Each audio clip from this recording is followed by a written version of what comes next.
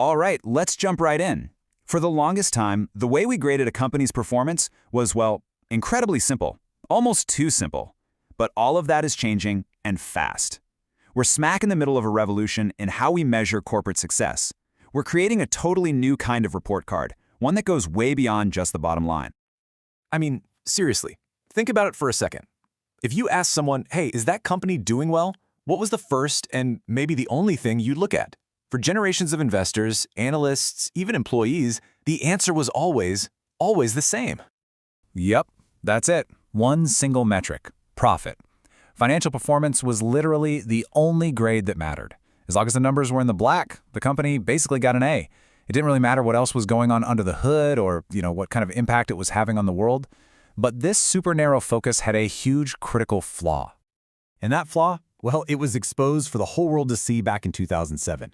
The global financial crisis was this massive, system-wide wake-up call. It showed everyone that being obsessed with short-term profit could hide enormous risks and just completely ignore how a company affects society and the environment. And just like that, the world started demanding a much more complete picture of a company's health. And this led to a really fundamental question. What if a company's report card wasn't just about the math grade? What if it also showed how it performed in science, social studies, maybe even citizenship? That is the core idea behind this whole shift towards holistic corporate reporting. So in response to this new demand for a better way of doing things, the international community didn't just come up with one answer. It actually developed two major blueprints, two kind of different philosophies for creating this new, more comprehensive corporate report card. Okay, so on one side, you've got integrated reporting, or IR. The best way to think of this is like the company's autobiography. It's a story that's focused inward, explaining how the company creates value for itself and its investors over the long haul. But then, on the other side, you've got the Global Reporting Initiative, or GRI. And this is more like an external impact review. It's asking, hey, what effect are you actually having on the economy, the environment, and the people out there? Now, the real magic of integrated reporting isn't actually the final report itself. It's the integrated thinking that drives it. And this just means breaking down those internal walls. So instead of the finance team only looking at numbers and the HR team only looking at people, everyone has to think about how these things connect. How do happy, engaged employees lead to better products? How does using less water actually help the bottom line in the long term? It's a complete mindset shift about what really creates value. And to make sure these reports are actually useful and not just a bunch of fluff, IR is built on 7 key principles. For instance, connectivity of information means you have to show exactly how your financial numbers are linked to, say, your employee satisfaction. And materiality is all about focusing only on the stuff that genuinely impacts your ability to create value, not just drowning people in data. The whole goal is to tell a story that's clear, connected, and really focused on the future. Okay, now let's pivot over to the GRI. While IR is telling that story of internal value creation, GRI shifts the focus completely outward. It asks a fundamentally different, and you could argue a much tougher question. Beyond your own success, what is your actual measurable impact on the world, for better or for worse? So how does GRI do this? Well, it uses this really clever modular system. It's like building with Legos. Everybody starts with the same foundation, the universal standards. Then you start layering on standards for your specific industry. Obviously, an oil company has to report on different things than a tech company. And finally, you add topic standards for very specific issues, like how you handle waste or employee safety. It creates this common language that's somehow both standardized and super flexible. So we have these two major global frameworks, but how do you take these big international ideas and actually make them a reality for an entire country? Well, for a fascinating real-world example, let's take a look at India's journey to mandating this new kind of reporting.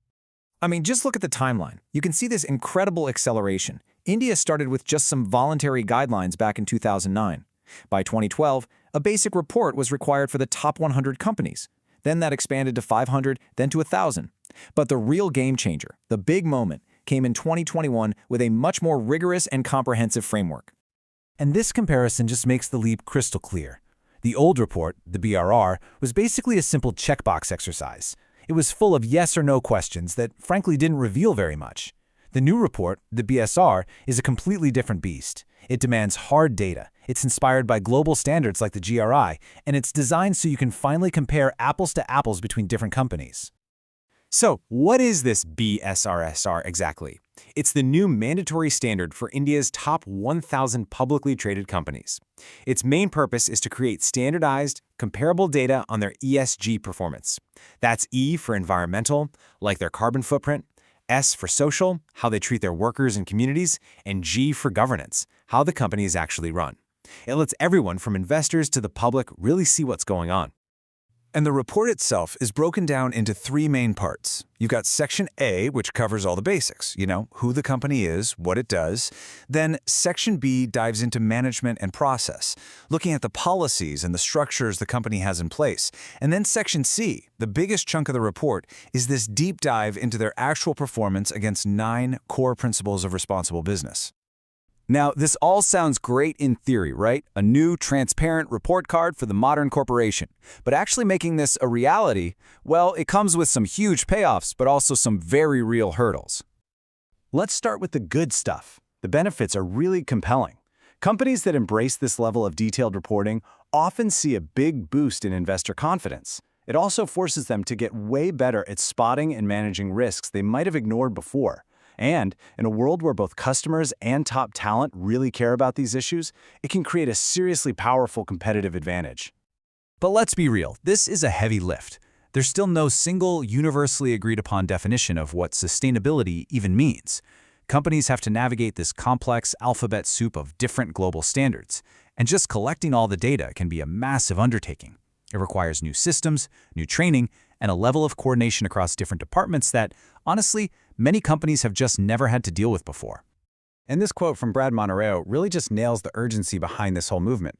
For decades, a lot of businesses operated as if they had an infinite line of credit on their environmental and social impacts. Well, now that bill is coming due, and frameworks like IR, GRI, and the BSR are really the first steps toward figuring out how to pay back that debt. Which brings us to the final and most important question.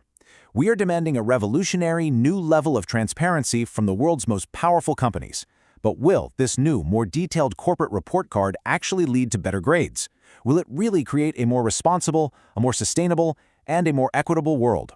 That is the billion-dollar question that we are all waiting to see answered.